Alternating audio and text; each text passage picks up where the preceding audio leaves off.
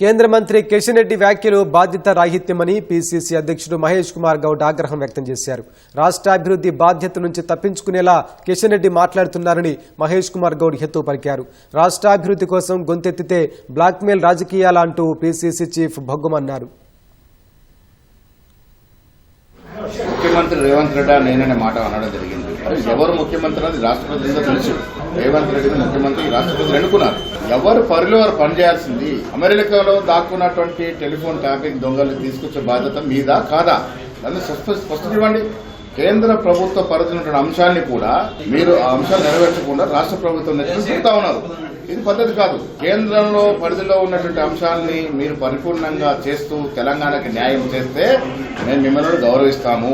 మీ అంశాన్ని పక్కన పెట్టి మీరు లోపాయకారి ఒప్పందంలో బాగా బీఆర్ఎస్ నాయకులకు మద్దతునివ్వడం ఇది ప్రజలకు తెలియదని మీరు అనుకుంటారు కిషన్ రెడ్డి గారు. అన్ని కూడా ప్రజలకు తెలుస్తా ఉన్నాయి. మీకు బీఆర్ఎస్ పార్టీకి ఉన్న లోపాయకార ఒప్పందం బయటపడింది. ఇటీవల జరిగిన ఎమ్మెల్సీ ఎన్నికలు కూడా మీ ఒప్పందం బయటపడింది. సో స్పష్టత ఇవ్వాల్సిన అవసరం మీది, మాది కాదు. ఈ రాష్ట్రాన్ని అన్ని రంగాల్లో అభివృద్ధి చేయాలన్న తపనతో కాంగ్రెస్ పార్టీ, కాంగ్రెస్ ప్రభుత్వం ముందుకు పోతా ఉంది. మీకు చేతనైన సాయం చేయండి. చేయనప్పుడు ఈ రకమైన విమర్శలు చేయకండి.